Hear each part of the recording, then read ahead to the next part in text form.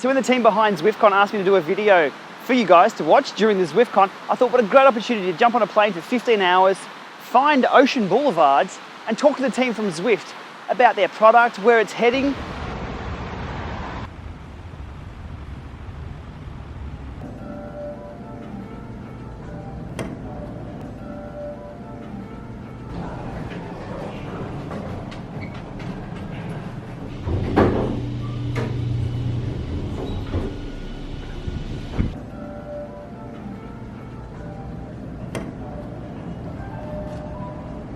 But then, it's not about Zwift at all, is it? It's about you guys, the community.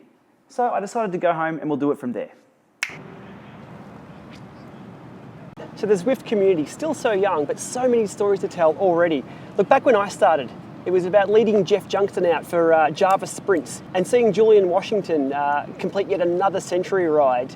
This was back when Zwift Riders was only about 1,000 members too, so today we're up near 20,000 riders and all the subgroups as well, getting many thousands of riders from all around the globe. The community just blows me away. Look, from day one, we've seen the community at the cutting edge of ideas and usage. From the first group rides where we'd all meet at the start banner, that's about it, and someone would type go. Now we're shunted off into automatic start gates and everything's automated for us.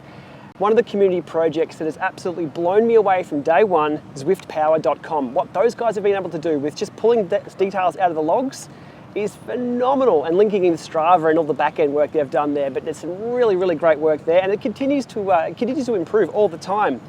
I also have to mention Zwiftalizer. This has saved me years. Again, another community project. You drag and drop your log file. Not only does it give you the log file now, there's benchmarks on there as well. And the other day I talked to Mike about Bluetooth because I was trying to troubleshoot some Bluetooth stuff. Within a day or so, there's now a Bluetooth tab on there, so you can troubleshoot Bluetooth as well. Goes to show how quick the community can develop things and how passionate some people are. Again, community, not Zwift.com, not Zwift themselves, not Zwift HQ, but the community, people doing their own little projects and helping out thousands of others. Speaking of events, look, I'll just shout out a few. Tam Burns in the Worlds, Tim Searle's HDR ride, David Libson's coaching group, the CIS group, they're tight. They just train so well. You see that group go past together, all wearing the same kit, all listening to Dave's instructions. Brilliant to see, great use of the platform. Again, community-led rides, community-led coaching, and people doing really, really great things. Nathan Guerra's Vision cycling group and the group training he runs, they're streaming what they're doing with that. I can't get involved. Our bandwidth is too low here, but as soon as I do get some bandwidth and we can get HD, I want to get on board with this. Speaking of on board, Zwift on board. What the guys are doing there, we listened to the last ZwiftCast about that. And Simon Schofield's ZwiftCast.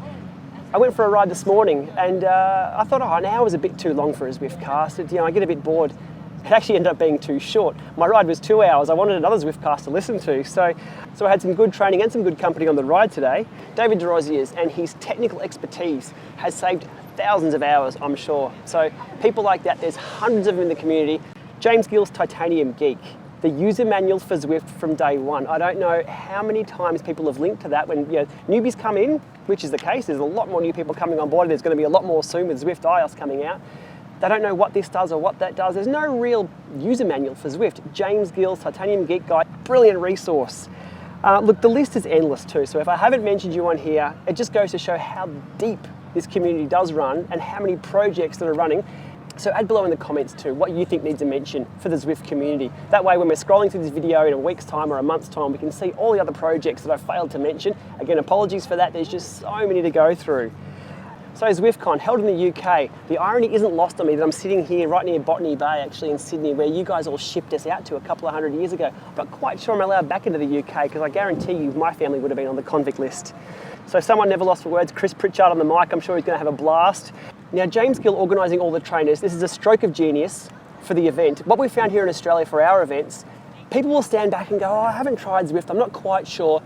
You just sit them on there and give them the experience. That changes everything. As soon as that hill changes and it goes up or goes down, or someone comes past, they want to chase that wheel, that's what it's all about. They're hooked from day one. So having all the trainers there at ZwiftCon, I'm sure there's going to be a ton of people on board just because those trainers were there. So James, great job on that.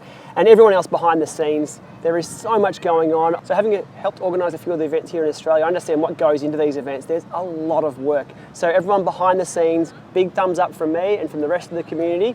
We can't wait to see the photos, the stories, and right on. Oh, and while I'm here, has anyone ever seen James Gill and James Blunt in the same room?